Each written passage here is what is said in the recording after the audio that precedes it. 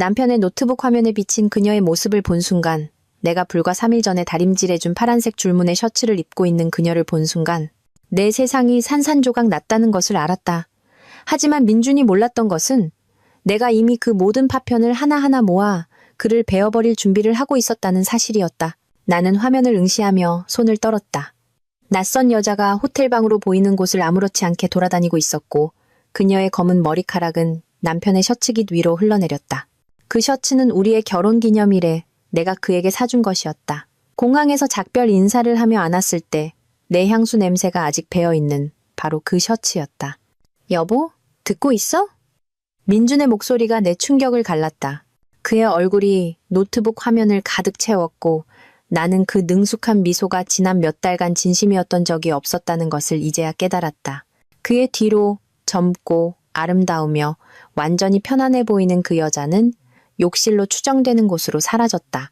듣고 있어. 나는 속삭였다. 가슴속에서 허리케인이 몰아치고 있었지만 목소리는 흔들림이 없었다. 23년의 결혼 생활, 23년간 우리가 함께 쌓아온 삶을 믿었던 시간. 그 모든 것이 30초 만에 무너져 내리고 있었다. 오늘 밤엔 회의가 늦게까지 이어져서 내일은 전화 못할지도 몰라. 그가 자세를 살짝 고치며 말을 이었다. 나는 배경에 구겨진 침대 시트와 침실 탁자 위에 두 번째 와인잔을 얼핏 보았다. 증거는 도처에 널려 있었고 그는 그것을 제대로 숨길 예의조차 없었다. 바로 그때 나는 모든 것을 바꿀 결심을 했다. 소리 지르지 않을 것이다. 울지도 않을 것이다. 해명을 요구하거나 상처받고 절망한 아내처럼 그의 자비에 매달리지도 않을 것이다. 나는 완전히 다른 무언가를 할 생각이었다. 자신의 존재 전체가 예고 없이 송두리째 뽑혀 나가는 것이 어떤 기분인지, 그가 정확히 이해하게 만들 무언가를. 잘 자, 여보. 나는 독이 든 꿀처럼 달콤한 목소리로 말했다. 사랑해. 나도 사랑해. 지연아, 다녀와서 봐. 화면이 검게 변했고 노트북 화면에 비친 모습 속에서 나는 거의 알아보지 못할 한 여자를 보았다. 그녀의 눈은 차갑고 계산적이었으며 23년 만에 처음으로 완전히 자유로워 보였다. 김민주는 방금 자신이 거짓말을 한 여자가 지난 15년간 재무비리를 파헤치는 것을 전문으로 하는 회계감사 전문가였다는 사실을 전혀 몰랐다. 그는 그녀가 자신들의 모든 공동 계좌, 모든 투자, 그가 아주 영리하게 숨겼다고 생각했던 모든 은닉 자산에 접근할 수 있다는 사실을 몰랐다. 그리고 그는 그녀가 지난 6개월 동안 그의 의심스러운 행동을 조용히 기록해왔다는 사실은 더더욱 몰랐다. 스스로 과민 반응하는 것이라 설득하려 애쓰면서도 자신의 직감을 따랐던 것이다. 노트북을 덮으며 나는 수년간 느껴보지 못했던 감정을 느꼈다. 목적의식. 차갑고 계산적인 목적의식. 민주는 게임을 하고 싶어 했다. 좋다. 하지만 그는 자신이 처음부터 잘못된 상대를 골랐다는 것을 곧 배우게 될 것이었다. 3일 전, 나는 완벽한 아내였다. 민준이 좋아하는 방식 그대로 커피를 준비하기 위해 새벽 5시에 일어나는 그런 여자. 설탕 시럽 한 펌프, 크림 약간, 그리고 어머님이 우리의 첫 크리스마스 선물로 주신 청자 머그컵에 담아서 나는 군대식으로 각을 잡아 그의 셔츠를 다렸고 남편이 최고를 누릴 자격이 있다고 진심으로 믿는 사람의 세심함으로 그의 여행 가방을 쌌다. 정말 필요한 거 다 챙겼어? 나는 그의 가죽 옷가방 지퍼를 손가락으로 쓸며 물었다. 그가 법무법인 태양의 시니어 파트너로 승진했을 때 내가 사준 바로 그 가방이었다. 그의 성공이 우리의 성공이라고 생각했던 시절에. 걱정이 너무 많아, 지연아. 그는 지난 한 해 동안 그의 기본값이 되어버린 건성인 태도로 내 이마에 키스하며 말했다. 그냥 부산 출장일 뿐이야. 2박 3일이면 금방 다녀올게. 나는 그가 차에 짐 싣는 것을 도왔고 그가 원형차도를 따라 후진할 때 현관 앞에서 손을 흔들었다. 그리고 그 화요일 남은 시간 동안 집 안구석구석을 청소했다. 그게 내가 하는 일이었으니까. 그게 나라는 사람이었으니까. 모든 것을 완벽하게 제자리에 있어야 할 모습 그대로 유지하는 아내. 한남동에 위치한 우리의 집은 우리의 성공. 아니 내가 우리의 성공이라고 생각했던 것의 증거였다. 침실 4개, 욕실 3개 반, 그리고 2년 전 매종 잡지에 실렸던 주방까지. 나는 모든 페인트 색상, 가구 하나하나, 세심하게 배치된 장식품 하나까지 모두 직접 골랐다. 그곳은 나의 성역이자 나의 자부심과 기쁨이었다. 하지만 내 세상이 무너진 지 24시간이 지난 지금 그 완벽하게 꾸며진 방들을 거닐자니 그곳들은 박물관처럼 느껴졌다. 명백히 완전한 거짓이었던 삶에 받쳐진 아름답고 텅 빈 박물관. 나는 우리의 침실에 서서 깔끔한 흰색 리넨과 정성껏 배열된 쿠션들이 놓인 킹사이즈 침대를 응시했다. 그는 얼마나 많은 밤을 내 옆에 누워 탈출을 계획했을까. 얼마나 많은 아침에 이미 그녀를 생각하며 내게 작별 키스를 했을까. 그의 셔츠를 입은 여자. 젊고 아마 20대 후반쯤 되었을 화장이나 화려한 옷 없이도 시선을 끄는 그런 자연스러운 아름다움을 지닌 여자. 23년의 결혼 생활이 내 허리에 살을 붙이고 눈가에 주름을 새기기 전 한때 나에게도 있었던 모든 것. 하지만 침실 거울에 비친 내 모습을 보았을 때 나는 놀라운 사실을 깨달았다. 나는 무너지지 않았다. 내가 될 것이라 예상했던 산산조각 나고 애처로운 존재가 아니었다. 나는 집중하고 결의에 차 있었다. 마치 감옥의 열쇠를 막 건네받고 마침내 자유롭게 걸어나갈 준비가 된 여자처럼 보였다. 그때 휴대폰이 울리며 문자 메시지가 도착했다. 벌써 보고 싶네. 집에 가서 당신을 얼마나 사랑하는지 보여주고 싶어. 당신의 사랑하는 남편이. 나는 한참 동안 메시지를 응시하다가 답장을 입력했다. 나도 보고 싶어. 당신 없으니 집이 텅 빈 것 같아. 빨리 와. 거짓말이 너무나 쉽게 나와서 나 자신도 놀랐다. 하지만 생각해보니 민준이 몇 달, 어쩌면 몇 년 동안 거짓말을 할 수 있었다면 나도 문자 메시지 몇 개쯤은 충분히 해낼 수 있었다. 내게는 할 일이 있었다. 내 사무실은 정성껏 가꾼 뒷마당이 내려다 보이는 개조된 세 번째 침실에 있었다. 15년 동안 나는 서류의 흔적을 쫓는 데 있어서 철저하고 체계적이며 절대적으로 집요하다는 평판을 쌓아왔다. 나는 변호사들이 수십억에 숨겨진 자산을 찾아내는 것을 도왔고 여러 나라에 걸친 사기 거래를 추적했으며 화이트칼라 범죄자들을 감옥에 보내는 사건들을 구축했다. 하지만 내 남편을 조사해 본 적은 단 한 번도 없었다. 나는 명백한 것부터 시작했다. 우리의 공동계좌, 신용카드 명세서, 통화기록. 민주는 똑똑했지만 이 일을 생업으로 하는 사람에게서 모든 것을 숨길 만큼 똑똑하지는 못했다. 2시간 안에 나는 속이 뒤틀리는 타임라인을 구성했다. 출장은 18개월 전부터 시작되었다. 갑작스러운 1박 2일 회의, 내가 들어본 적도 없는 도시에서의 긴급 고객 미팅. 항상 회사 경비로 처리되었고 언제나 완벽하게 합리적인 설명이 뒤따랐다. 하지만 그의 신용카드 청구 내역을 그의 출장 일정과 대조해보자 그림은 수정처럼 명확해졌다. 하루 종일 회의 중이라고 주장했던 도시에서의 값비싼 2인용 저녁 식사. 한 사람이 주문했을 양의 3배에 달하는 호텔 룸서비스, 요금, 여성 의류 매장, 보석가게, 란제리샵에서의 구매 내역. 모든 것이 조심스럽게 간격을 두고 이루어졌다. 개별적으로는 의심을 살 만큼 크지 않았지만 함께 모인이 부인할 수 없는 패턴을 형성했다. 그러다 나는 대포폰을 찾아냈다. 그의 서재 옷장 안에 그가 더 이상 사용하지 않는 낡은 서류 가방 속에 숨겨져 있었다. 단 하나의 번호만 저장된 싸구려 폴더폰이었고 간단하게 BSY라고만 적혀 있었다. 나는 모든 것을 사진으로 찍었다.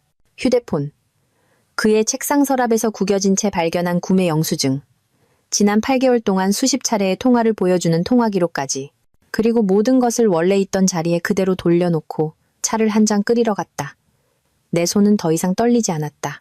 어머니가 결혼 선물로 주신 찻잔 세트에 담긴 얼그레이 차를 마시며 부엌 아일랜드 식탁에 앉아 나는 계획을 세우기 시작했다.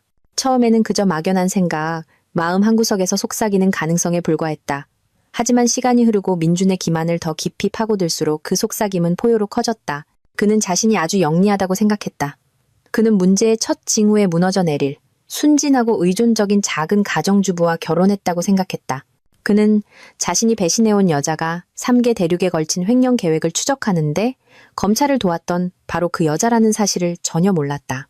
그녀가 한때 고의로 파기된 재무 기록을 6개월 동안 공들여 복원했다는 것이나 그녀가 은행, 수사, 법 집행기관에 상당한 빚을 진 인맥 네트워크를 가지고 있다는 사실을 그는 몰랐다. 가장 중요하게도 그가 소유한 모든 것, 우리의 집, 우리의 투자, 우리가 정성껏 모은 부가 곧 그 자신의 파멸을 위한 무기가 될 것이라는 사실을 그는 전혀 몰랐다.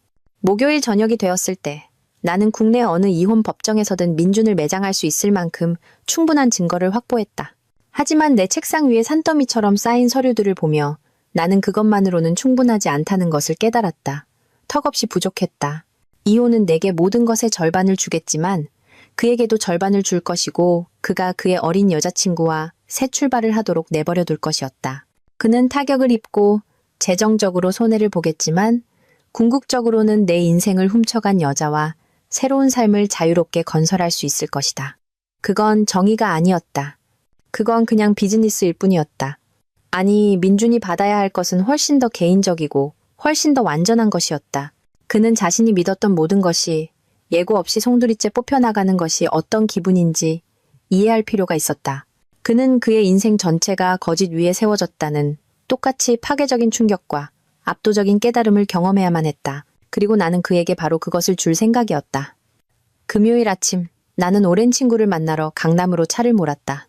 강은주는 부유한 여성들이 남편의 불륜을 법정에서 효력을 발휘하는 철통 같은 증거로 기록하는 것을 돕는 소위 가정문제 컨설팅을 전문으로 하는 민간조사 업체를 운영했다. 지연아, 그녀는 자신의 세련된 사무실 건물 로비에서 나를 껴안으며 말했다. 너무 오랜만이다. 근데 사적인 용무는 아닌 것 같은 느낌이 드네. 은주와 나는 수년간 여러 사건에서 함께 일했다. 그녀가 현장 조사를 하는 동안 나는 재무 분석을 담당했다. 우리는 좋은 팀이었고 더 중요하게는 나는 그녀를 완전히 신뢰했다. 네 도움이 필요해. 나는 간단히 말했다. 그리고 이건 완전히 비공식적으로 진행되어야 해. 1시간 후 나는 다음 주로 예정된 민준의 다음 출장 동안 그에 대한 완전한 미행 감시를 수행하도록 은주를 고용했다. 또한 그녀의 파트너이자 전직 형사였던 최 반장에게 지난 1년 동안 민준이 접촉한 모든 사람에 대한 완벽한 신원 조사를 의뢰했다. 있잖아, 내가 계약서에 서명하자 은주가 말했다. 이 일을 30년 동안 하면서 이렇게 침착해 보이는 의뢰인은 처음 봐. 대부분의 여자들은 나한테 올 때쯤이면 완전히 무너져 있거든. 대부분의 여자들은 회계감사 전문가가 아니니까. 내가 대답했다. 그녀는 웃었지만 그녀의 눈에는 걱정이 서려 있는 것을 볼 수 있었다. 위험한 일은 계획하지 않겠다고 약속해줘. 화가 났을 때 어리석은 결정을 내리는 똑똑한 여자들을 너무 많이 봤어. 나 화나지 않았어. 나는 말했고 그것이 사실임을 깨달았다. 첫날 밤의 그 백열등 같은 분노는 훨씬 더 차갑고 훨씬 더 집중된 무언가로 결정화되었다. 나는 체계적일 뿐이야. 그날 오후 나는 3군데를 더 들렀다. 첫째, 내 변호사 사무실에 가서 조용히 내 유언장을 수정하고 이혼 시 내 개인 자산을 보호할 신탁을 설정했다. 둘째, 은행에 가서 내 결혼 전성으로 새 계좌를 개설하고 완전한 재정적 독립을 줄 만큼의 돈을 이체했다. 셋째, 시내 건너편의 개인 창고에 가서 어머니의 결혼 전성으로 온도 조절이 되는 유닛을 임대했다. 그날 저녁 민준이 안부 전화를 걸었을 때 나는 준비가 되어 있었다. 부산은 어때? 나는 차 한 잔과 실제로는 읽고 있지 않은 책을 들고 침대에 자리 잡으며 물었다. 지루해 죽겠어. 그가 말했고 나는 그의 목소리에서 연습된 피로감을 들을 수 있었다. 클라이언트가 까다롭게 굴어서 이 진술조서 작성이 예상보다 훨씬 길어지고 있어. 하루 더 묵어야 할지도 몰라. 괜찮아 여보. 나는 말했다. 필요한 만큼 시간 충분히 써. 난 그냥 여기서 당신 그리워하고 있을게. 나도 보고 싶어 지연아. 네가 생각하는 것 이상으로. 그의 목소리에 담긴 확신은 거의 감탄스러울 정도였다. 내가 진실을 몰랐다면 모든 말을 믿었을 것이다. 민준아, 그가 전화를 끊기 직전에 내가 말했다. 응, 사랑해. 무슨 일이 일어나든 내가 하는 모든 일은 당신을 사랑하기 때문에 하는 거라는 걸 알아줬으면 해. 잠시 침묵이 흘렀다. 그거 정말 듣기 좋은 말이네, 지연아. 나도 사랑해. 그가 전화를 끊은 후 나는 침대에 한참 앉아 침실 탁자 위에 액자 사진들을 응시했다. 우리의 결혼식 날. 나는 25이었고 할머니의 레이스 드레스를 입고 빛나고 있었으며 민준과 내가 함께 늙어갈 것이라고 절대적으로 확신했다. 우리의 5주년 이탈리아 여행. 콜로세움 앞에서 둘 다 까맣게 탄 채 웃고 있는 모습. 불과 8개월 전에 찍은 지난 크리스마스 사진. 완벽한 삶을 사는 완벽한 부부처럼 보이는 우리. 모든 사진에서 내 미소는 진심이었다. 모든 사진에서 나는 남편을 완전히, 극진히 사랑하는 여자처럼 보였다. 이제 그 사진들을 보며 나는 놀라운 감정을 느꼈다. 슬픔도 분노도 아닌 이상한 종류의 감사함. 왜냐하면 동화와 해피엔딩을 믿었던 그 여자, 신뢰하고 순진했던 그 여자는 이제 사라졌기 때문이다. 그리고 그녀의 자리에는 훨씬 더 강하고 훨씬 더 영리하며 무한히 더 위험한 누군가가 있었다. 김민주는 자신의 최악의 적을 만들어냈고 그는 아직 그것을 알지도 못했다. 토요일 아침, 첫 번째로 진정으로 파괴적인 소식이 전해졌다. 최 반장이 아침 7시에 예비 조사 결과를 가지고 나에게 전화했다. 그녀 이름은 백서연입니다. 그는 서두 없이 말했다. 28세, 시내 법무법인 하늘의 주니어 변호사입니다. 남편분께서 컨설팅 업무를 해오던 로펌이죠. 나는 전화기를 더 꽉 쥐었다. 얼마나 됐죠? 제가 찾을 수 있는 바로는 최소 14개월 동안 관계를 가져왔습니다. 그녀는 18개월 전에 그 로펌에 입사했고 남편분 신용카드에 첫 번째 이상한 청구 내역이 나타난 것이 그로부터 약 4주 후였습니다. 14개월. 1년이 넘는 거짓말, 기만, 그리고 매일 밤 그녀와 하루를 보낸 후 나에게 돌아온 민준. 나는 그가 다른 사람과 완전히 다른 삶을 계획하는 동안 그의 가장 좋아하는 음식을 요리하고 그의 빨래를 하고 우리의 미래를 계획하고 있었다. 더 있습니다. 최 반장이 말을 이었다. 임신했습니다. 전화기가 내 손에서 미끄러져 부엌 조리대 위로 쨍그랑 소리를 내며 떨어졌다. 순간 세상이 완전히 고요해졌다. 그러다 나는 흔들리지 않는 손으로 전화기를 집어들었다. 몇 개월이죠? 제가 알아본 바로는 약 3개월입니다. 여러 차례 병원 진료를 받았고 남편분께서 별도의 신용카드 계좌를 통해 그 비용을 지불해 왔습니다. 제가 찾은 바로는 3개월 임신. 그 말은 민준이 적어도 한 달, 아마 그 이상 전부터 알고 있었다는 뜻이었다. 그리고 그는 아무 말도 하지 않았고 계속해서 나에게 거짓말을 했으며 계속해서 우리의 침대를 공유했고 그의 내연녀가 그의 아이를 임신한 동안 계속해서 출장 계획을 세웠다. 모든 걸 보내주세요. 내가 말했다. 모든 세부사항, 모든 사진, 모든 영수증 전부 다 원해요. 박 여사님, 최 반장이 조심스럽게 말했다. 제가 이 일을 오랫동안 해왔고 이런 종류의 배신이 사람들에게 어떤 영향을 미치는지 봐왔습니다. 이걸 처리하기 전에 시간을 좀 가지시는 게 모든 걸 보내주세요. 나는 반복했다. 오늘 안으로요. 전화를 끊은 후 나는 내 완벽한 집에 완벽한 부엌에 앉아 웃었다.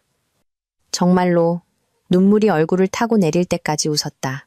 왜냐하면 상황이 내가 상상했던 것보다 훨씬 더 나빠져서 거의 터무니없을 정도였기 때문이다. 민주는 그냥 바람을 피우는 것이 아니었다.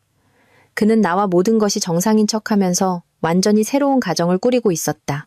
그는 완전히 분리된 두 개의 삶을 살고 있었고 두 삶을 무한정 관리할 만큼 자신이 똑똑하다고 확신하는 듯했다. 하지만 그가 이해하지 못한 것은 그가 방금 나에게 그를 파괴할 완벽한 무기를 쥐어주었다는 사실이었다. 나는 토요일 남은 시간을 내 사무실에서 민준의 기만의 전모를 파악하는 데 보냈다. 재정적 증거만으로도 충분히 치명적이었다. 비밀 신용카드, 현금 인출, 값비싼 선물, 병원비 지불 내역. 하지만 그것을 은주가 이미 찍기 시작한 감시사진, 최 반장이 구성한 타임라인, 그리고 내가 입수한 통화 기록과 결합하자 그림은 수정처럼 명확해졌다. 김민준, 존경받는 변호사이자 지역사회의 기둥은 거짓말쟁이, 사기꾼, 협잡꾼이었다. 그는 23년간 함께한 아내에게 출장을 간다고 거짓말을 하면서 임신한 내연녀를 부양하기 위해 우리의 공동 계좌에서 돈을 훔치고 있었다. 로맨틱한 휴가를 즐기기 위해서. 하지만 그 이상으로 그는 비겁자였다. 새로운 관계를 시작하기 전에 우리의 결혼을 끝낼 예의를 갖추는 대신 그는 나를 계속 매달리게 하는 길을 택했다. 아마도 두 삶을 동시에 가질 방법을 찾을 수 있을 거라고 기대하면서 내가 사랑하고 신뢰하고 내 성인 인생 전체를 바쳐 함께 쌓아온 남자는 낯선 사람이었다. 그리고 그 낯선 사람은 자신이 어떤 종류의 여자와 결혼했는지 과소평가했을 때 인생 최대의 실수를 저지른 것이었다. 일요일 저녁이 되자 나는 계획을 세웠다. 그것은 포괄적이고 파괴적이며 절대적으로 빈틈이 없었다. 하지만 가장 중요하게도 그것은 민준에게 그가 내게 주었던 것을 정확히 돌려줄 것이었다. 그가 의지할 수 있다고 생각했던 모든 것의 완전한 파괴. 그는 이중 생활을 하고 싶어 했다. 좋다. 하지만 그는 행동에는 결과가 따르고 어떤 배신은 결코 지불할 수 없는 대가를 치러야 한다는 것을 곧 배우게 될 것이었다. 월요일 아셔. 나는 3년 만에 처음으로 병가를 냈다. 그리고 백서연의 오피스텔 단지로 차를 몰았다. 그곳은 호화롭지는 않지만 편안하고 현대적인 괜찮은 곳이었다. 젊은 변호사가 감당할 수 있는 종류의 집. 특히 부유한 연상의 남자가 월세를 도와준다면 더욱더. 나는 길 건너편에 주차하고 기다렸다. 그녀는 아침 8시 30분에 나타났고 최 반장이 보내준 감시 사진에서 본 모습과 똑같았다. 키가 크고 우아하며 사진작가가 꿈꾸는 그런 자연스러운 아름다움을 지니고 있었다. 그녀는 임신한 몸을 교묘하게 가리는 헐렁한 원피스를 입고 있었고 세상에서 자신의 위치를 한 번도 의심해 본 적 없는 여자의 자신감 넘치는 우아함으로 움직였다. 나는 그녀가 아마 2년 정도 된 실용적이지만 잘 관리된 은색 아반떼를 타고 떠나는 것을 지켜보았다. 그리고 차에서 내려 그녀의 우편함으로 걸어갔다. 은주가 몇 년 전에 이 기술을 가르쳐 주었다. 누군가의 비밀을 알고 싶다면 그들의 우편물부터 시작하라고 훔치라는 것이 아니다. 그건 연방 범죄가 될 테니까. 하지만 그들이 어떤 종류의 삶을 살고 있는지 보기 위해서다. 병원비 청구서, 신용카드 명세서, 구독 서비스, 공과금 납부서. 우편물은 소셜미디어 프로필이 결코 말해주지 않는 이야기를 들려준다. 백서연은 분수에 넘치는 생활을 하고 있었다. 그녀의 우편함 틈으로 보이는 신용카드 명세서와 연체 통지서 더미에서 그것은 명백했다. 그녀는 또한 시내의 불임 클리닉으로부터 우편물을 받고 있었는데 이는 최 반장이 이미 발견한 사실을 확인시켜 주었다. 하지만 내 주의를 끈 것은 고급 부동산 중개업소에서 온 편지였다. 주니어 변호사를 위한 오피스텔이 아니라 수십억 원짜리 부동산을 다루는 그런 곳. 그녀는 의심할 여지 없이 내 남편의 돈으로 집을 알아보고 있었다. 나는 집으로 돌아와 은주에게 전화했다. 백서연의 미래 계획에 대해 알아낼 수 있는 모든 것을 알아봐줘. 내가 말했다. 부동산 검색, 구직 활동, 그녀가 고려하고 있을지 모를 주요 구매 내역 같은 것들. 민준이 나를 떠날 계획인 것 같아. 그리고 그가 어떤 종류의 삶을 살게 될 거라고 생각하는지 정확히 알고 싶어. 지연아, 은주가 조심스럽게 말했다. 이 모든 정보로 뭘 할 계획이야? 그가 그녀와 함께 싸우려고 생각하는 그 삶을 불가능하게 만들 거야. 내가 말했다. 완전히, 철저하게 불가능하게. 그날 오후 나는 민준이 알았다면 놀랐을 몇 통의 전화를 걸었다. 그가 이중 생활을 하는 동안 나는 그와는 아무 상관없는 나만의 인맥과 관계망을 구축해왔기 때문이다. 첫 번째 전화는 법조계 비리와 직업윤리 위반을 전문으로 하는 중앙일보의 송 기자에게였다. 송 기자와 나는 2년 전 사법부 부패에 대한 기사에서 함께 일한 적이 있었고 그녀는 내게 상당한 빚을 졌다. 당신을 위한 기사거리가 있을지도 몰라요. 내가 말했다. 저명한 지역 변호사가 출장을 간다고 아내에게 거짓말을 하면서 임신한 내연녀를 부양하기 위해 고객 자금을 유용하고 있어요. 관심 있나요? 아주요. 송 기자가 말했다. 증거는 얼마나 확실한가요? 철통 같은 재무 기록, 사진, 증인 진술, 전부 다요. 언제 이 일을 터뜨리고 싶으세요? 고교. 내가 말했다. 알려드릴게요. 두 번째 전화는 대한변호사협회의 박재혁에게였다. 재혁과 나는 대학 때 잠시 사귀었고 그 후로도 친구로 지내왔다. 그는 이제 변호사들의 윤리 위반 조사를 담당하고 있었다. 지연아, 목소리 들으니 반갑다. 재혁이 말했다. 무슨 일이야? 잠재적인 윤리 위반을 신고해야 해서. 내가 말했다. 개인적인 비용으로 고객 자금을 유용하고 있을지 모를 변호사에 대해서야. 공식적인 징계 청구를 하려면 어떻게 해야 해? 위반의 성격에 따라 다르지. 네가 가진 걸 보내주면 내가 한번 살펴볼게. 이번 주에 보내줄게. 내가 말했다. 세 번째 전화가 가장 중요했다. 나는 법무법인 하늘의 대표 번호로 전화를 걸어 대표 변호사와 통화를 요청했다. 박지연입니다. 이 대표가 전화를 받자 내가 말했다. 제 남편 김민준 씨가 귀로펌과 컨설팅 업무를 해오고 있습니다. 잠재적인 이해상충 문제에 대해 제가 가진 몇 가지 우려사항을 논의하기 위해 뵙고 싶습니다. 긴 침묵이 흘렀다. 사모님, 이해상충이라니 무슨 말씀이신지 잘 모르겠습니다. 직접 만나서 논의하는 것이 더 좋을 것 같습니다. 내가 말했다. 내일 오후에 시간 괜찮으신가요? 다시 침묵, 이번에는 더 길었다. 3시에 뵙겠습니다. 좋습니다. 그날 저녁 민주는 평소처럼 전화를 걸었다. 오늘 하루 어땠어? 자기? 그가 물었고 나는 배경에서 들리는 교통소음을 들을 수 있었다. 그는 아마 백서연의 오피스텔에서 집으로 운전해 오는 중일 것이다. 조용했어. 내가 말했다. 요즘 우리에 대해, 우리 미래에 대해 많이 생각하고 있어. 우리 미래? 전에 얘기한 적 있는 거 알지만 이제 우리도 아이를 가질 때가 된 건 아닐까 하는 생각이 들어.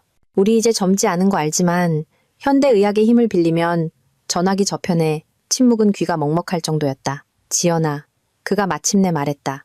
우리 이미 다 얘기했잖아. 우리는 몇 년 전에 그냥 우리 둘만으로도 행복하다고 결정했어. 우리가 뭘 결정했는지 알아. 내가 말했다. 하지만 사람은 변하잖아. 우선순위도 변하고 요즘 우리 삶에 뭔가 빠진 것 같은 느낌이 들어. 그건 집에 가서 얘기하자. 응? 이건 전화로 할 얘기가 아닌 것 같아. 물론이지. 내가 말했다. 언제쯤 돌아올 것 같아? 내일 저녁. 아마 8시쯤. 당신이 제일 좋아하는 저녁 해놓을게. 내가 말했다. 그때 모든 걸 얘기하자. 전화를 끊은 후 나는 거실에 깊어가는 어둠 속에 앉아 진정한 슬픔의 순간을 단 한 번 허락했다. 내 결혼의 상실 때문이 아니었다. 그건 이미 1년 넘게 죽어 있었다는 것을 이제 깨달았다. 하지만 내가 예전에 가졌던 그 여자, 이 남자와 아이를 원했고 그에게 그녀의 마음, 그녀의 미래, 그녀의 삶 전체를 맡겼던 그 여자를 위한 것이었다. 그 여자는 애도받을 자격이 있었다. 하지만 그녀는 또한 복수받을 자격도 있었다. 그리고 내일 그 과정이 시작될 것이었다. 화요일 오후 3시, 나는 최고의 남색 정장을 입고 내가 수집한 모든 증거의 사본이 담긴 가죽 서류 가방을 든 채 법무법인 하늘의 사무실로 걸어 들어갔다. 접수 공간은 온통 유리와 크롬으로 되어 있어 로펌의 성공과 세련됨으로 고객에게 깊은 인상을 주도록 설계되었다. 이 대표가 직접 나를 맞이했는데 그것만으로도 그가 이 만남을 얼마나 심각하게 받아들이고 있는지 모든 것을 알 수 있었다. 그는 60대 초반의 품위 있는 남자로 은발머리에 수십 년간 기업 법무 분야에서 성공했음을 말해주는 값비싼 정장을 입고 있었다. 사모님, 그가 손을 내밀며 말했다. 와주셔서 감사합니다. 제 사무실에서 이야기하시죠. 그의 사무실은 내가 예상했던 그대로였다. 도시가 내려다보이는 바닥부터 천장까지 이어지는 창문, 법률 서적과 상패로 가득 찬 책장, 대부분 사람들의 차보다 비쌀 법한 거대한 책상. 그는 나에게 책상을 마주보는 가죽 의자 중 하나에 앉으라고 손짓한 다음 자신의 자리에 앉아 손을 모았다. 자, 그럼 그가 말했다. 무엇을 도와드릴까요? 나는 서류 가방을 열어 그의 책상 위에 사진 한 장을 올려놓았다. 그 사진에는 민준과 백서연이 제주도의 한 호텔에서 나오는 모습이 담겨 있었고 그의 팔이 그녀의 허리를 감싸고 있었으며 둘 다 웃고 있었다. 타임스탬프는 그의 소위 출장 기간 동안 찍혔음을 보여주었다. 이 대표의 얼굴이 아주 창백해졌다. 이 대표님, 내가 말했다. 저는 귀로펌이 제 남편과 귀하의 직원 중 한 명 사이에 비윤리적인 관계를 의도치 않게 조장해왔다고 믿기 때문에 이 자리에 왔습니다. 이 문제를 변호사협회나 언론을 개입시키지 않고 조용히 해결할 수 있기를 바랍니다. 그는 한참 동안 사진을 응시하다가 나를 올려다보았다. 사모님, 우리 로펌은 컨설턴트와 직원 간의 관계에 대해 엄격한 규정이 있다는 것을 알아주셨으면 합니다. 물론 그러시겠죠. 나는 말을 가로막았다. 문제는 이 경우에 그 규정이 지켜졌는지 여부입니다. 제 조사에 따르면 제 남편은 실제로 하지도 않은 업무에 대해 귀로펌의 비용을 청구하면서 그 대금을 백서연 씨와의 관계 자금으로 사용한 것으로 보입니다. 나는 그의 책상 위에 3가지 항목을 더 올려놓았다. 민준이 로펌에 제출한 청구서 사본, 그가 일하고 있었다고 주장하는 기간 동안의 값비싼 선물과 호텔 객실을 보여주는 신용카드 영수증, 그리고 그의 컨설팅 대금과 개인 지출 사이의 상관관계를 보여주는 타임라인. 이건 매우 심각한 문제입니다. 이 대표가 서류를 검토하며 말했다. 만약 사모님께서 암시하시는 것이 사실이라면 암시가 아닙니다. 내가 말했다. 사실입니다. 문제는 대표님께서 이 문제에 대해 어떻게 하실 것인가 하는 점이죠. 그는 노련한 변호사의 철저함으로 각 증거를 검토하며 오랫동안 조용히 있었다. 마침내 그는 나를 올려다보았다. 무엇을 원하십니까, 사모님? 제 남편과 이 로펌의 컨설팅 관계를 즉시 종료하기를 원합니다. 내가 말했다. 백서연 씨를 외부 컨설턴트와 어떤 접촉도 없을 다른 부서로 전근시키기를 원하며 이 상황에서 고객 자금이 유용되었는지에 대한 공식적인 조사를 원합니다. 그리고 만약 우리가 이 조건에 동의한다면 그러면 이 문제는 우리 사이에서만 남게 됩니다. 내가 말했다. 언론 보도도, 변협 징계 청구도, 관련된 누구에게도 공개적인 망신은 없을 겁니다. 그리고 만약 우리가 동의하지 않는다면 나는 일어서서 서류를 다시 서류 가방에 넣기 시작했다. 그렇다면 내일 아침 중앙일보의 송 기자는 법무법인 하늘 이 유부남 컨설턴트와 임신한 직원 사이의 불륜 관계를 어쩌면 고객 자금을 사용하여 조장했다는 내용의 기사를 내보낼 겁니다. 대한변호사협회는 민준의 청구 관행에 대한 공식적인 징계 청구를 받게 될 것이고, 저는 사기 및 고의적인 정신적 고통가해를 이유로 로펌과 제 남편 모두를 상대로 민사소송을 제기할 겁니다. 이 대표는 똑똑한 사람이었다. 그는 내가 그에게 무엇을 제안하고 있는지 정확히 이해했다. 로펌의 명성에 최소한의 손상을 입히면서 이 상황을 깨끗하게 끝낼 방법. 이 주장들을 조사할 시간이 좀 필요합니다. 그가 말했다. 물론입니다. 내가 말했다. 하지만 금요일까지는 답변이 필요합니다. 제 남편은 현재 출장에서 내일 저녁에 돌아오며 저는 그의 인생 전체가 곧 바뀔 것이라는 사실을 그가 발견하기 전에 이 문제를 해결할 계획입니다. 나는 그의 책상 위에 내 명함을 남기고 걸어 나왔다. 민준이 아직 시작된 줄도 모르는 전쟁의 첫 포탄을 방금 발사했다는 것을 알면서 수요일 저녁 나는 23년 동안 보여주었던 것과 똑같은 세심한 정성으로 민준이 가장 좋아하는 저녁 식사를 준비했다. 레몬버터를 곁들인 갈비찜, 구운 아스파라거스, 버섯 영양밥, 그리고 특별한 날을 위해 아껴두었던 피노누아 한 병. 식탁은 우리의 결혼식 때 사용했던 도자기로 차려졌고 크리스탈 촛대에서는 촛불이 깜박였으며 민준이 작년에 설치한 사운드 시스템에서는 부드러운 재즈가 흘러나왔다. 누구에게나 그것은 출장에서 돌아온 재회를 축하하는 부부의 로맨틱한 저녁 식사처럼 보였을 것이다. 하지만 나는 축하하고 있는 것이 아니었다. 나는 내 결혼의 장례식을 치르고 있었고 그것이 완벽하기를 원했다. 민주는 약속했던 시간보다 15분 이른 저녁 7시 45분에 도착했다. 그는 평소처럼 활기차게 문을 들어서며 현관에 옷가방과 노트북 가방을 내려놓으며 내 이름을 불렀다. 정말 맛있는 냄새가 나네. 그는 부엌에서 접시에 마지막 장식을 하고 있는 나를 발견하며 말했다. 그가 내 뺨에 키스했을 때 나는 그의 셔츠에 달라붙어 있는 내 것이 아닌 희미한 향수 냄새를 맡았다. 어서 와. 내가 그를 올려다보며 미소 지었다. 부산은 어땠어? 피곤했지만 그가 넥타이를 풀며 말했다. 생산적이었어. 마침내 그 사건을 해결해서 클라이언트가 만족해하더라고. 거짓말이 그의 혀에서 너무나 부드럽게 굴러나와 나는 그의 기술에 거의 감탄할 뻔했다. 내가 진실을 몰랐다면, 내가 불과 어제 제주도 해운대에서 그와 백서연의 사진을 보지 않았다면 나는 모든 말을 믿었을 것이다. 정말 다행이다. 내가 말했다. 내가 저녁 준비 마칠 동안 가서 씻고 와. 20분 후 우리는 식당 식탁에 마주 앉아 있었다. 부드러운 촛불이 그의 얼굴에 그림자를 들이우는 동안 그는 결코 일어나지 않았던 회의와 만나본 적 없는 클라이언트에 대한 정교한 이야기를 늘어놓았다. 그래서 그가 갈비찜을 자르며 말했다. 전화로 아이 얘기를 꺼냈었지. 그건 좀 의외였어. 그랬어? 나는 와인을 한 모금 마시며 말했다. 요즘 내가 인생에서 무엇을 원하는지, 무엇이 나를 진정으로 행복하게 만들지에 대해 많이 생각하고 있어. 난 네가 행복한 줄 알았는데. 그가 말했고 처음으로 나는 그의 목소리에서 진정한 걱정의 기미를 들었다. 행복하지 않은 거야, 지연아? 나는 와인잔을 내려놓고 그를 똑바로 쳐다보았다. 23년의 결혼 생활, 그리고 나는 단 하나의 질문으로 그 모든 것을 끝내려 하고 있었다. 민준아, 내가 말했다. 만약 아무런 결과도 아무런 제약도 없이 원하는 삶을 살 수 있다면 그건 어떤 모습일까? 그는 포크를 입으로 가져가다 말고 멈췄다. 이상한 질문이네. 그냥 대답해줘. 내가 말했다. 지금 우리가 가진 이 삶을 여전히 선택할 거야? 이 집, 이 결혼, 우리가 함께 쌓아온 이 일상. 물론이지. 그가 말했지만 그의 눈은 내 눈을 제대로 마주치지 못했다. 왜 그런 걸 묻는 거야? 요즘 어쩌면 우리 둘 다 안주하고 있었던 건 아닐까 하는 생각이 들어서. 내가 말했다. 어쩌면 우리가 가진 것에 너무 안주한 나머지 우리가 실제로 원하는 것에 대해 솔직하지 못했던 건 아닐까 하고 우리 사이에 침묵이 심연처럼 펼쳐졌다.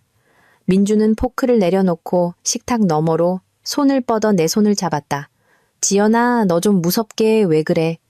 그가 말했다. 갑자기 왜 이러는 거야? 바로 이때였다. 진실의 순간. 나는 여전히 물러서서 이 대화가 없었던 척 할 수 있었다. 어려운 질문은 결코 하지 않는 완벽한 아내로 돌아갈 수 있었다. 대신 나는 내 손을 빼고 휴대폰을 집었다. 어제 이 대표님과 흥미로운 대화를 나눴어. 내가 말했다. 내 사진첩을 스크롤하여 내가 원하는 사진을 찾았다. 네가 흥미로워할 만한 사진 몇 장을 보여주시더라고. 나는 우리 사이에 있는 식탁 위에 휴대폰을 올려놓고 민준과 백서연이 제주도 호텔을 떠나는 사진을 보여주었다. 그의 얼굴에서 핏기가 너무나 빨리 가셔서 순간 나는 그가 정말로 기절할까봐 걱정했다. 지연아, 그가 입을 열었다. 하지마. 내가 손을 들어 막으며 말했다. 이걸 설명하려 들면서 내 지성을 모욕하지 마. 백서연 씨에 대해 알아. 임신한 것도 알아. 네가 월세를 내주고 있는 오피스텔, 병원비, 보석, 그 모든 걸 알아. 그는 영원처럼 느껴지는 시간 동안 사진을 응시하다가 천천히 눈을 들어 내 눈을 마주쳤다. 언제부터 알았어? 그가 조용히 물었다. 그게 중요해? 내가 말했다. 문제는 이제 어떻게 할 거냐는 거지. 이어진 것은 아마 내 평생 가장 초현실적인 대화였을 것이다. 부인할 수 없는 배신의 증거에 직면한 민주는 마치 구멍난 풍선처럼 기가 죽어 보였다. 내가 20년 넘게 결혼 생활을 해온 자신감 넘치고 성공한 변호사는 길을 잃고 혼란스러워하며 갑자기 아주 늙어 보이는 남자로 대체되었다. 이렇게 될 줄은 몰랐어. 그가 자신의 손을 내려다보며 말했다. 서연 씨랑 나는, 그러니까 내가 하늘에서 컨설팅을 시작했을 때 그녀는 그냥 내 사건을 돕도록 배정된 직원이었어. 우리는 함께 일하면서 많은 시간을 보냈고 법에 대해, 인생에 대해 이야기했지. 그녀는 똑똑해, 지연아. 정말로 똑똑해. 그녀가 그렇겠지. 나는 가슴속에서 분노가 치밀어 오름에도 불구하고 차분한 목소리로 말했다. 임신에 대해 말해봐. 내가 그를 때린 것처럼 그가 움찔했다. 2달 전에 말해줬어. 계획된 게 아니었어. 우리 둘 다 예상 못했지. 하지만 넌 기뻐했잖아. 내가 말했다. 질문이 아니었다. 그가 속삭였다. 젠장. 그래. 그녀가 말했을 때 내가 처음 느낀 건 기쁨이었어. 완전하고 압도적인 기쁨. 그리고 그때부터 부동산을 알아보기 시작했구나. 그의 고개가 획 들렸다. 어떡해. 말했잖아, 민준아. 난 모든 걸 알아. 내가 네게 대답을 들어야 할 질문은 이거야. 나한테 말할 계획이 있긴 했어? 아니면 그냥 이 이중 생활을 무기한으로 계속할 생각이었어? 오랫동안 그는 대답하지 않았다. 촛불은 계속해서 깜박였고 재즈는 계속해서 연주되었으며 내가 몇 시간 동안 준비한 저녁 식사는 우리 접시 위에서 차갑게 식어갔다. 말하려고 했어. 그가 마침내 말했다. 그냥 어떻게 해야 할지 몰랐어. 우리는 너무 오랫동안 함께였잖아, 지연아. 우리의 성인 인생 전체를, 어쩌면 우리가 쌓아온 모든 것을 파괴하지 않고 이 문제를 해결할 방법을 찾을 수 있을 거라고 계속 생각했어. 정확히 어떻게 될 거라고 생각했는데 내가 물었다. 임신한 여자친구와 가정을 꾸리면서 나를 아내로 계속 둘 생각이었어? 두 가족 사이에서 시간을 쪼개면서 어떻게든 그게 누구에게나 공평하다고 스스로를 설득할 생각이었냐고. 모르겠어. 그가 말했고 처음으로 그의 목소리가 갈라졌다. 내가 무슨 생각을 했는지 모르겠어. 그냥 내가 그녀를 사랑하고 그녀와 아이를 갖는다는 생각도 사랑했다는 것만 알았어. 하지만 동시에 너를 완전히 잃는다는 생각은 견딜 수 없었어. 글쎄, 축하해. 나는 일어서서 식탁을 치우기 시작하며 말했다. 넌 우리 둘 다 잃는 데 성공했으니까. 무슨 말이야. 그가 나를 따라 부엌으로 들어오며 물었다. 나는 우리의 결혼식 도자기 접시를 손에 든 채 그를 마주 보았다. 백서연 씨의 법무법인 하늘에서의 경력은 네 컨설팅 계약과 함께 어제 오후로 끝났다는 뜻이야. 민준의 얼굴이 하얗게 질렸다. 무슨 소리야. 이 대표님과 아주 생산적인 만남을 가졌어. 나는 접시를 싱크대에 일부러 조심스럽게 내려놓으며 말했다.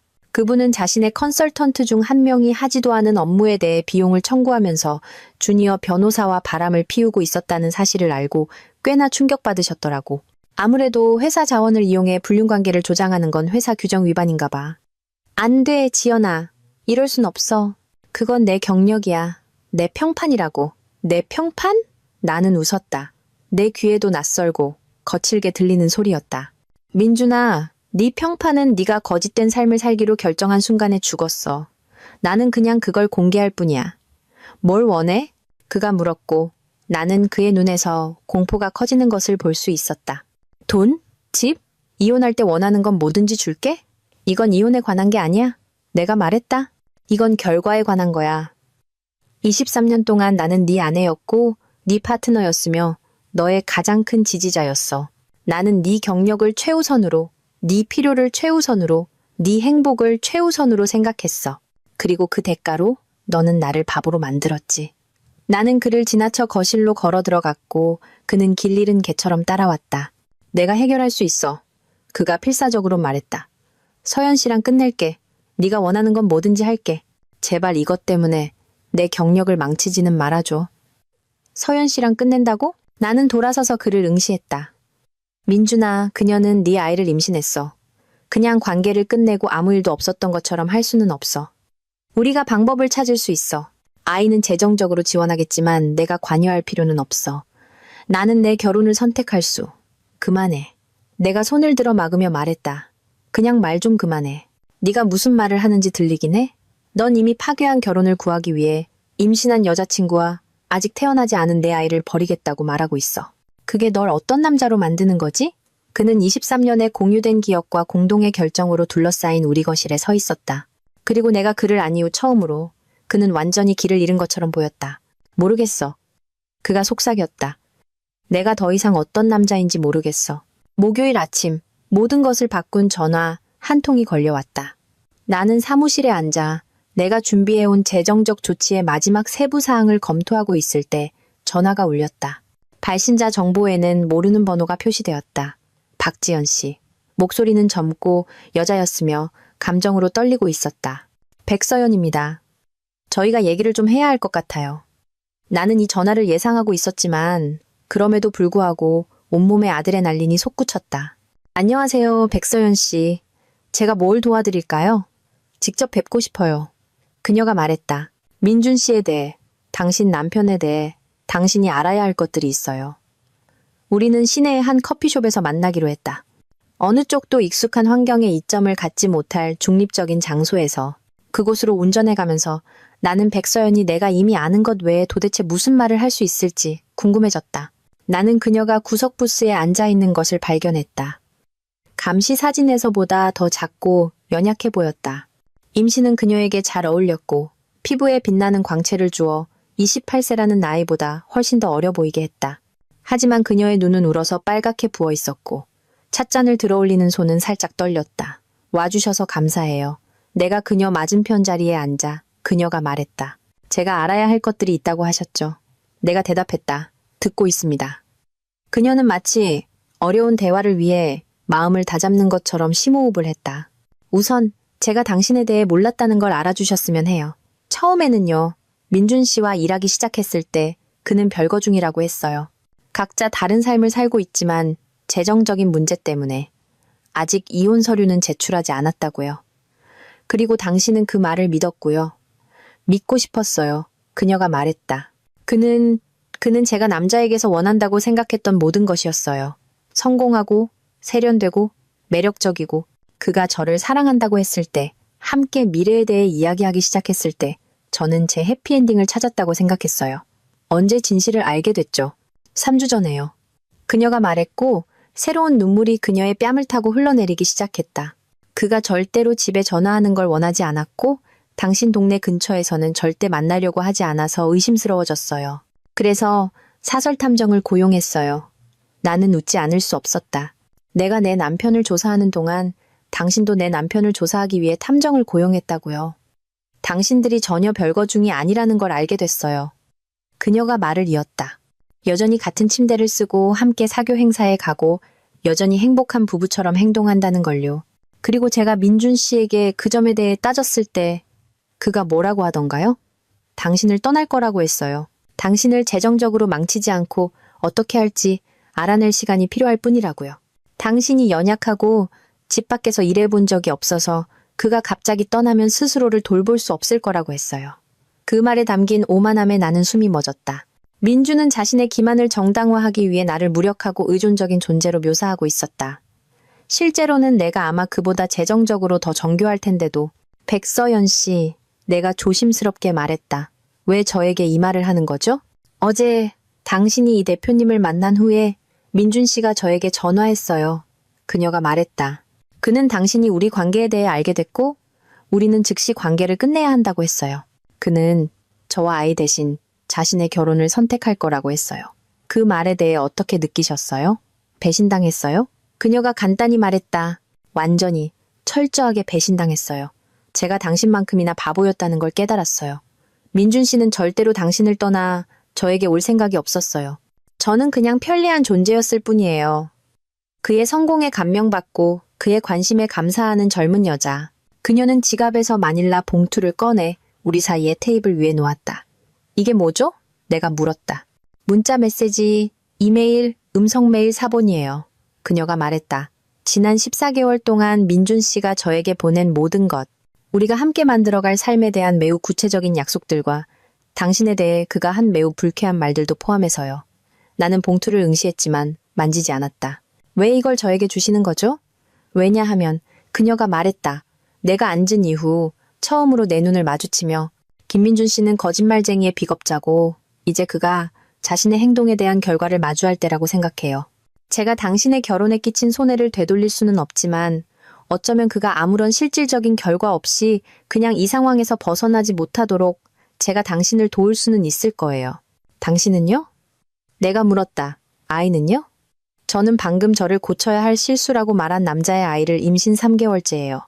그녀가 말했다. 저에게 남은 선택지는 많지 않아요. 하지만 그의 평판과 경력을 파괴할 수 있는 증거는 가지고 있죠. 그리고 저는 그게 가치가 있다고 생각해요. 나는 봉투를 집어 내 지갑에 넣었다. 백서연 씨, 저는 이 일에 대해 당신을 비난하지 않는다는 걸 알아주셨으면 해요. 당신도 저만큼이나 속았으니까요. 감사합니다. 그녀가 속삭였다. 그 말이 당신이 생각하는 것보다 더 큰 의미가 있어요. 집으로 운전해 돌아오면서 나는 내 계획이 원래 의도했던 것보다 훨씬 더 강력해졌다는 것을 깨달았다. 나는 단지 민준의 재정적 부적절함과 직업적 비행에 대한 증거만 가진 것이 아니었다. 나는 이제 그의 기만에 대한 대가를 치르게 하는데 나만큼이나 동기부여가 된 공모자를 갖게 되었다. 민준은 두 개의 관계를 관리하고 있다고 생각했을 때 두 명의 적을 만들어낸 것이었다.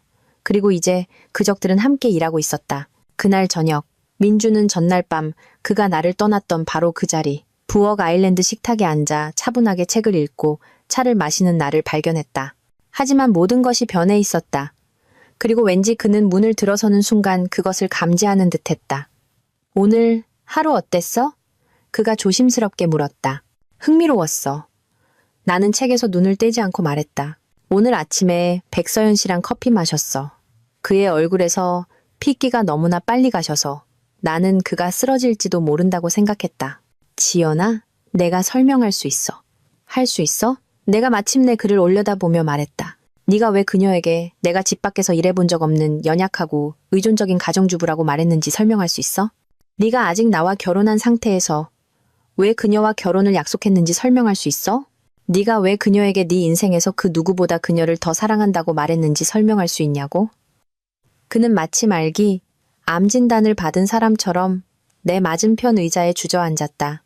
그녀가 너한테 메시지들을 줬구나. 그가 조용히 말했다. 전부 다. 내가 확인시켜 주었다. 네가 지킬 생각도 없었던 14개월치의 약속들과 네가 고백할 생각도 없었던 거짓말들. 상당한 컬렉션이야, 민준아. 정말 많은 걸 알게 해주지. 뭘 할 생각이야. 나는 책을 닫고 그를 똑바로 쳐다보았다. 내가 질문 하나 할 테니 대답하기 전에 아주 신중하게 생각해.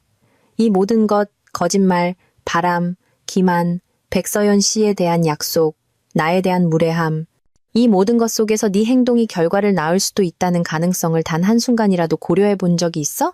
그는 대답하기 전에 오랫동안 나를 응시했다. 나는 내가 모든 걸 감당할 만큼 똑똑하다고 생각했어. 네가 두 여자의 인생 전체를 우리 둘 중 누구도 진짜 무슨 일이 일어나고 있는지 알아채지 못하게 하면서 감당할 만큼 똑똑하다고 생각했다고? 그가 속삭였다. 글쎄, 나는 일어서서 창가로 걸어가며 말했다. 넌 틀렸어. 그리고 이제 넌 네가 조종해온 여자들이 네 게임에 놀아나기를 멈추기로 결정했을 때 정확히 무슨 일이 일어나는지 발견하게 될 거야. 지연아, 제발 내일 아침 내가 그의 말을 끊으며 말했다. 넌 대한변호사협회의 박재혁 씨로부터 전화를 받을 거야. 그는 네 청구 관행과 직업윤리에 관한 공식적인 징계 청구가 접수되었다고 너에게 알릴 거야. 그 청구에는 네가 근무 시간을 조작하고 고객 대금을 개인적인 용도로 사용했다는 증거가 포함되어 있어. 민준의 얼굴이 잿빛으로 변했다. 이럴 순 없어. 넌 내 아내잖아. 내일 오후. 나는 계속했다. 중앙일보의 송 기자는 법무법인 하늘의 직업윤리 위반에 대한 기사를 발표할 거야. 처음에는 내 이름이 언급되진 않겠지만 법조계에 있는 사람이라면 누구나 그녀가 누구에 대해 이야기하는지 알아챌 수 있을 거야. 지연아, 제발 내 경력 내일 저녁 내가 그를 마주보며 돌아섰다. 난 이혼 소송을 제기할 거야. 난 모든 걸 요구할 거야. 민준아. 집, 투자, 퇴직연금, 위자료, 그리고 정신적 고통에 대한 손해배상까지. 그리고 네가 나와 싸울 생각을 하기 전에 백서연 씨가 네가 나를 떠나 그녀와 결혼하겠다는 약속에 대해 증언할 준비가 되어 있다는 걸 알아둬야 할 거야. 그건 명백한 사기 의도를 입증하지. 그는 의자에 앞으로 푹 숙여 양손으로 머리를 감쌌다. 용서는? 23년의 결혼 생활은? 그건 너한테 아무 의미도 없어? 충실함은? 내가 반박했다. 네가 나에게 한 맹세는? 내가 23년 동안 겉으로는 헌신적인 척하면서 실제로는 정말로 원하는 것을 찾을 때까지 나를 그저 대용품으로 사용하고 있었던 누군가와 함께 인생을 쌓아온 시간은 널 상처 주려던 건 아니었어. 하지만 넌 날 상처 줬어. 내가 말했다. 넌 14개월 동안 매일매일 날 상처 줬어. 네가 어디 가는지 거짓말할 때마다. 네가 집에 와서 다른 사람과 미래를 계획하면서 나를 사랑하는 척할 때마다. 내가 뭔가 잘못되었다는 걸 눈치챘을 때마다 내가 미쳐가고 있는 것처럼 느끼게 만들 때마다 넌 그냥 나를 속인 게 아니야, 민준아. 넌 내가 내 자신의 현실 인식을 의심하게 만들었어. 그래서 이게 복수야. 아니, 내가 말했다. 이건 결과야. 복수는 감정적이고 지저분하며 궁극적으로는 자기 파괴적이겠지. 이건 그냥 네가 한 선택들의 자연스러운 결과일 뿐이야. 넌 거짓된 삶을 살기로 결정했고 이제 그 거짓말이 네 주위에서 무너져 내리고 있는 거야.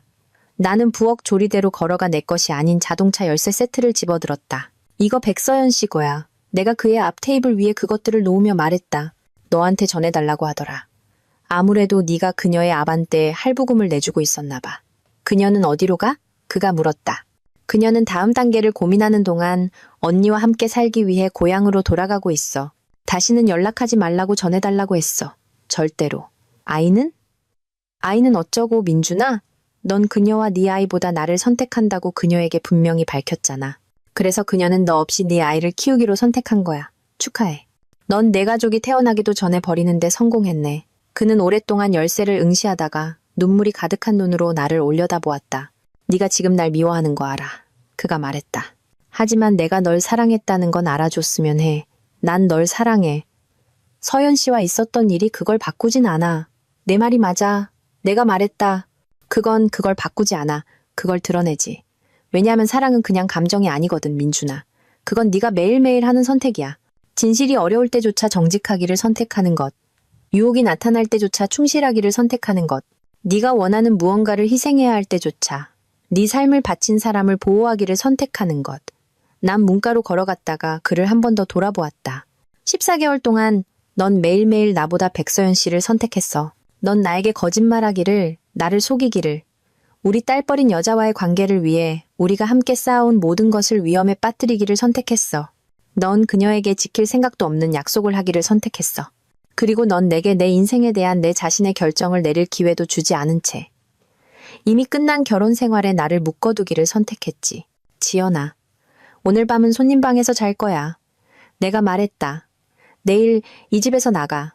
어디서든 머물러도 좋지만 여기서는 안 돼.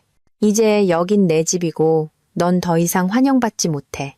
내가 위층으로 걸어 올라가 그의 임신한 전 여자친구의 차열쇠와 함께 민준을 부엌에 홀로 남겨두었을 때 나는 1년 넘게 경험하지 못했던 감정을 느꼈다. 평화. 14개월 만에 처음으로 나는 내가 정확히 어디에 서 있는지, 무엇이 진실인지, 그리고 다음에 무엇을 해야 하는지 정확히 알았다. 민주는 1년 넘게 어떤 결과도 마주하지 않고 원하는 모든 것을 가질 수 있는 환상 속에서 살았다. 내일 그는 현실 세계에서 깨어날 것이었다. 그리고 그가 곧 발견하게 될 현실 세계는 그의 환상보다 훨씬 덜 관대했다. 금요일 아침은 새로운 시대의 여명처럼 밝아왔다. 나는 새벽 6시에 손님방에서 깨어났고 몇 달 만에 가장 푹 잔 기분이었다. 그 충격적인 화상 통화 이후 처음으로 나는 내 미래가 어떻게 펼쳐질지 정확히 알았다. 그리고 그것이 내가 계획했던 미래는 아니었지만 그것은 온전히 내 것이었다. 내가 아래층으로 내려왔을 때 민주는 이미 떠나고 없었다. 그의 차는 차고에서 사라졌고 그는 부엌 조리대 위에 메모를 남겨두었다. 아침 먹으러 갔어. 돌아오면 얘기 좀 해야 해. 00. 나는 메모를 구겨 쓰레기통에 던져버렸다. 우리는 이야기할 시점을 지났다. 첫 번째 전화는 오전 8시 30분에 왔다. 대한변호사협회의 박재혁, 정확한 시간에 박지연 씨. 남편분의 청구 관행에 관해 보내주신 자료를 검토했습니다. 잠재적인 윤리 위반에 대한 공식적인 조사를 개시할 것임을 알려드리기 위해 전화드렸습니다. 고마워요, 재혁 씨. 내가 말했다. 철저하게 처리해 주셔서 감사해요. 지연아, 그의 어조가 공식적인 것에서 개인적인 것으로 바뀌었다. 물어봐야겠어. 정말로 이걸 추진하고 싶은 거 맞아? 이 조사가 시작되면 되돌릴 수 없어. 민준 씨의 경력은 영구적으로 손상될 수 있어. 확실해. 나는 망설임 없이 말했다. 두 번째 전화는 오전 10시 15분에 왔다. 중앙일보의 송 기자. 지연 씨, 편집장님께서 기사를 승인하셨어요. 내일 자신문과 온라인에 실릴 거예요. 초기 기사에는 이름을 사용하지 않지만 법조계 사람이라면 누구나 점들을 연결할 수 있을 만큼 상황을 충분히 자세하게 묘사하고 있어요. 완벽해요. 내가 말했다. 다른 게 있어요. 송 기자가 말을 이었다. 제가 이 기사에 대해 전화를 돌리기 시작한 후에 시내 변호사들과 관련된 두 건의 다른 유사한 상황에 대한 제보를 받았어요. 아무래도 당신 남편의 행동이 우리가 생각했던 것만큼 독특하지는 않은 것 같아요. 그 정보는 나에게 물리적인 타격처럼 다가왔다. 이런 일이 전에도 있었다는 말인가요? 법조계가 생각보다 좁다는 말이에요. 한 사람이 비윤리적으로 행동하면 보통 다른 사람들도 알게 되죠. 단 몇 차례의 예비 문의 후에 여러 정보원이 나섰다는 사실은 민준 씨의 평판이 당신이 믿었던 것만큼 견고하지 않을 수도 있다는 것을 시사해요. 전화를 끊은 후 나는 부엌에 앉아 이 새로운 사실을 소화하려고 애썼다. 민준이 전에도 바람을 피웠을까?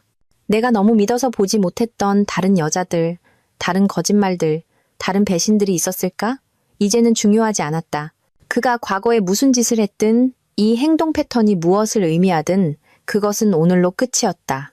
오전 11시 30분 내 전화가 다시 울렸다. 이번에는 발신자 정보에 민준의 번호가 표시되었다. 지연아, 얘기 좀 해야 해. 그가 서두 없이 말했다. 변협의 재혁 씨가 나한테 전화했어. 어떻게 이럴 수 있어? 어떻게 나를 상대로 징계 청구를 할 수 있냐고? 네가 14개월 동안 나에게 거짓말할 수 있었던 것과 같은 방식이지. 내가 대답했다. 쉽게. 이건 내 경력을 망칠 거야. 그게 정말 네가 원하는 거야? 내가 성인 인생 전체를 바쳐 일궈온 모든 걸 뺏어가는 거? 민준아, 내가 말했다. 네가 다른 여자와 비밀 관계를 시작하기로 결정했을 때 네가 내 성인 인생 전체를 바쳐 일궈온 모든 걸 뺏어간 거야. 유일한 차이점은 나는 너를 사랑하는 것을 중심으로 내 인생을 쌓았고 너는 고객에게 거짓말하는 것을 중심으로 내 경력을 쌓았다는 것뿐이야. 적어도 내 상실은 정직해. 내가 해결할 수 있어. 그가 필사적으로 말했다. 내가 바로잡을 수 있어. 제발 조사만 취하해줘. 우리가 함께 이겨낼 수 있어. 더 이상 함께는 없어. 내가 말했다. 네가 1년 넘게 매일매일 나보다 백서연 씨를 선택했을 때 네가 그렇게 만들었잖아. 난 절대 그녀를 너보다 우선으로 선택한 적 없어. 정말? 내가 말했다. 그럼 왜 그녀와 결혼을 약속했어? 왜 그녀에게 그 누구보다 그녀를 더 사랑한다고 말했어? 왜 네가 아직 나와 같은 침대를 쓰면서 그녀와 함께 집을 보러 다니기 시작했냐고? 침묵. 민준아, 내가 말했다. 몇 시간 후에 넌 이혼 서류를 받게 될 거야. 아주 좋은 변호사를 고용하는 게 좋을 거야. 왜냐하면 난 모든 것을 걸고 싸울 거거든. 그리고 내 재정적 부적절함과 직업적 비행에 대해 내가 아는 것을 고려하면 내가 이길 것 같네. 나는 그가 대답하기 전에 전화를 끊었다. 그날의 세 번째 전화는 오후 2시에 왔다. 로펌의 이 대표. 사모님, 저희가 논의했던 문제에 대한 내부 조사를 완료했음을 개인적으로 알려드리고 싶었습니다.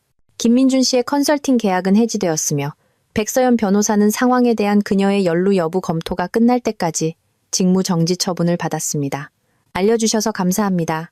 다른 게 있습니다. 그가 말했다. 조사 과정에서 저희는 김민준 씨의 청구 내역에서 몇 년 전으로 거슬러 올라가는 몇 가지 비정상적인 점을 발견했습니다. 저희는 그가 로펌과 함께한 모든 업무에 대해 전면적인 감사를 실시할 것입니다. 몇 년 전이라고요? 내가 되물었다. 유감스럽게도 그렇습니다. 백서연 변. 호사와의 상황은 아마도 의심스러운 행동 패턴의 가장 최근 사례에 불과했을지도 모릅니다. 그 전화를 받은 후 나는 와인 한 잔을 따라 내가 수년간 가꾸어온 정원이 내려다 보이는 뒤뜰 테라스에 앉았다.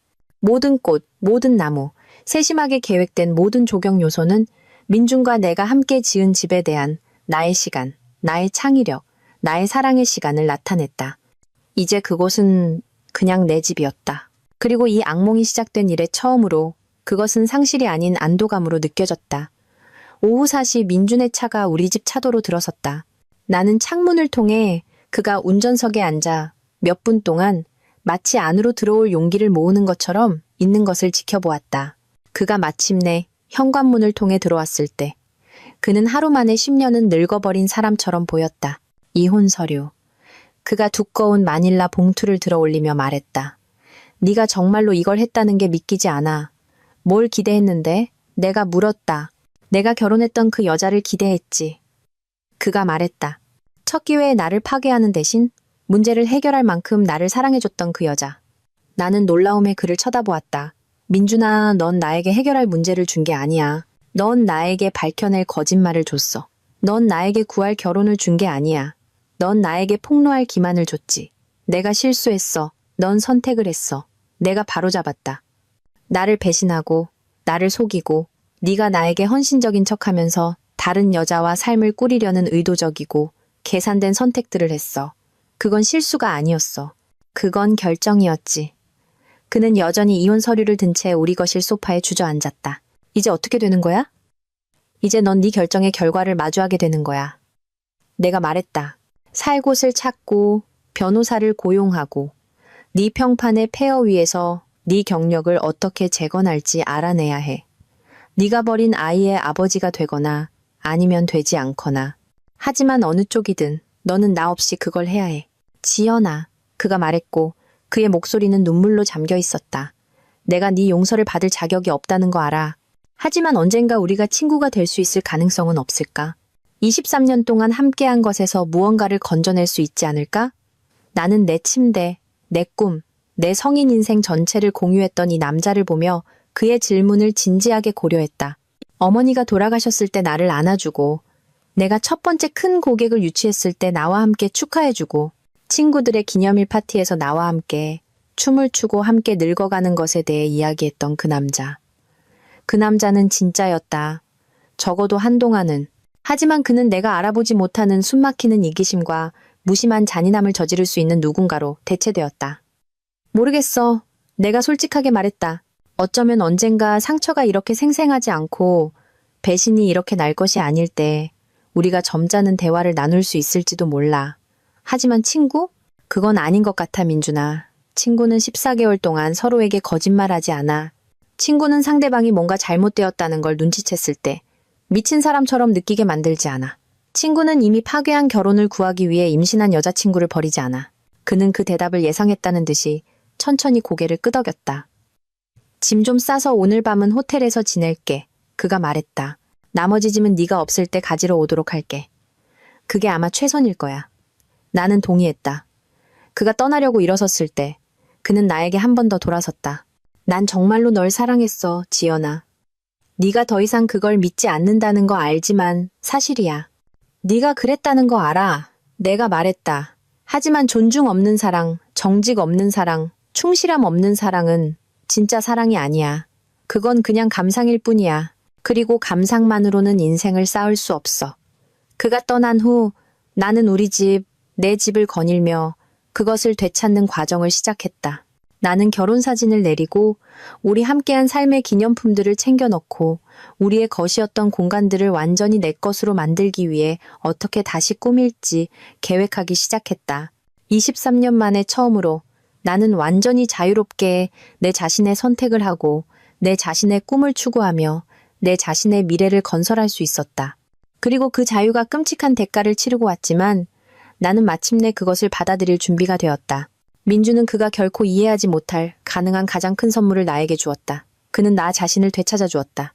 6주 후 나는 법원 로비에 서서 이혼 심리를 기다리고 있었다. 법적 절차는 놀라울 정도로 빠르게 진행되었는데 이는 주로 민준의 변호사가 내 요구에 이의를 제기하지 말라고 조언했기 때문이었다.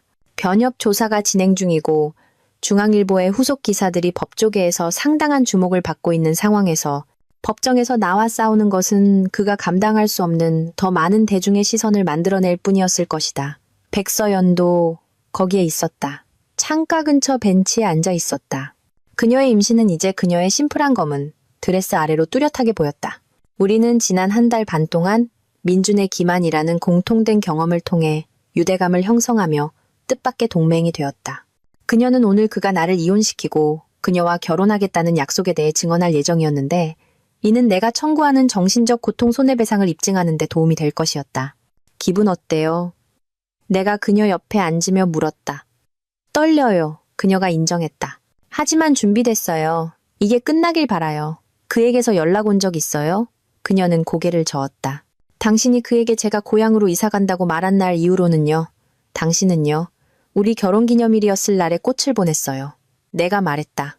쪽지도 없이 그냥 꽃만요. 버렸어요.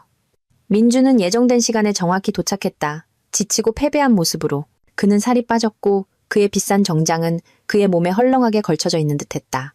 내가 결혼했던 자신감 넘치고 성공한 남자는 사라지고 몇 주 동안 제대로 잠을 자지 못한 사람처럼 보이는 누군가로 대체되었다.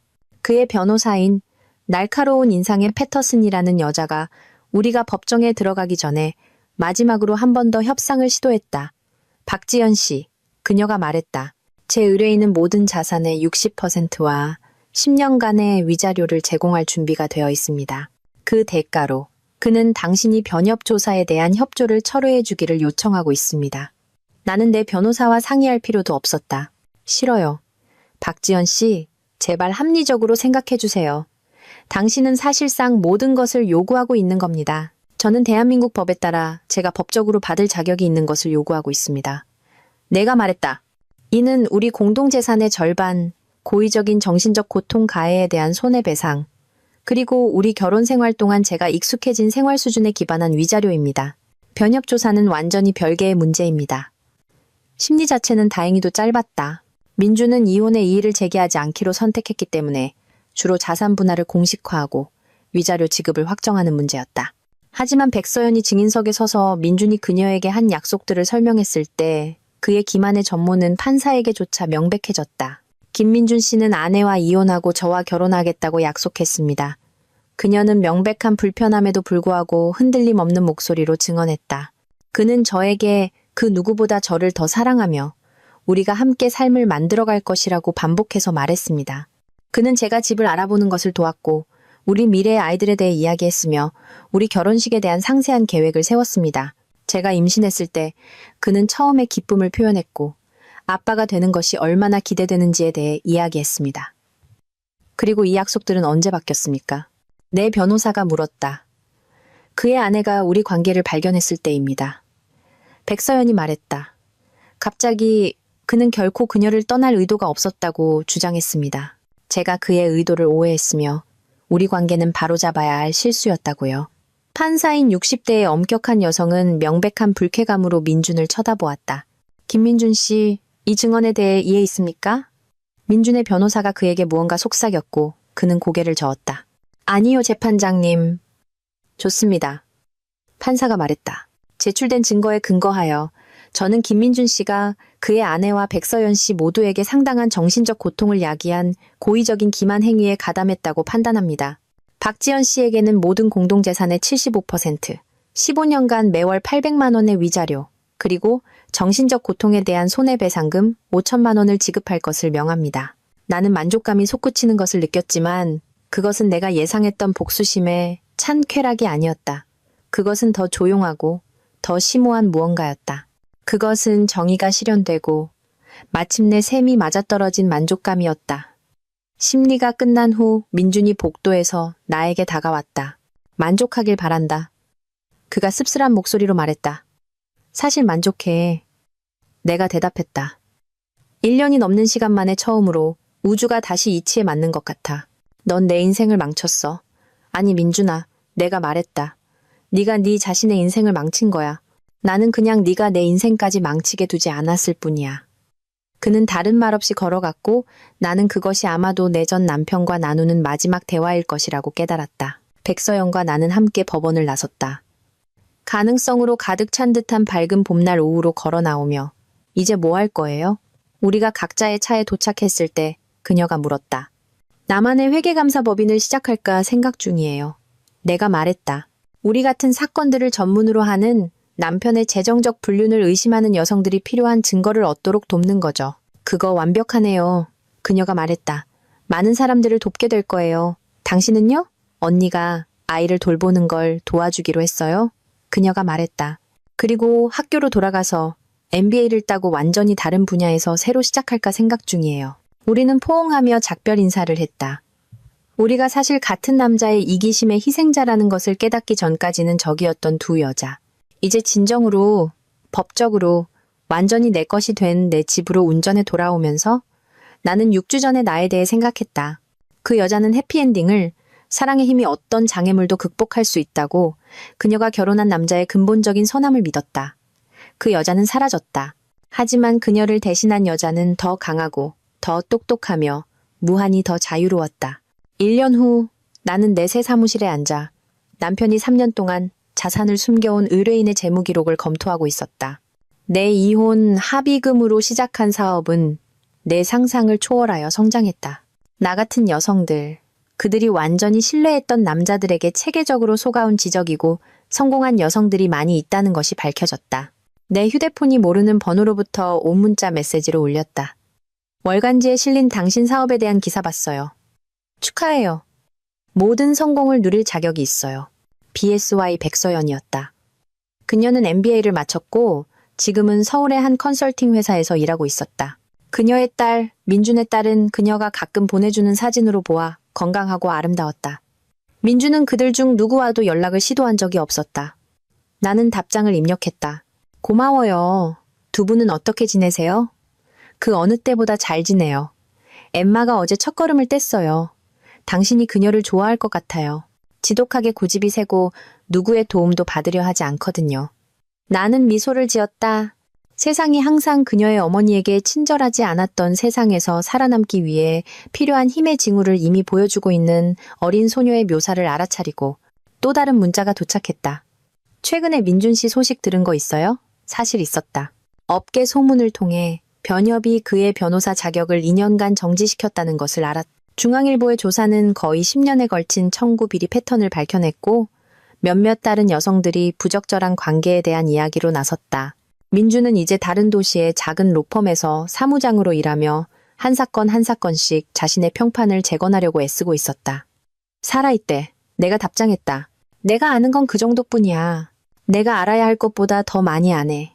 그녀의 답장이 왔다. 그가 이 모든 것에서 무언가 배웠기를 바라요. 나는 의심스러웠다. 민준 같은 남자들은 거의 자신의 실수로부터 배우지 않는다. 왜냐하면 그들은 거의 자신의 행동에 대해 책임을 지지 않기 때문이다.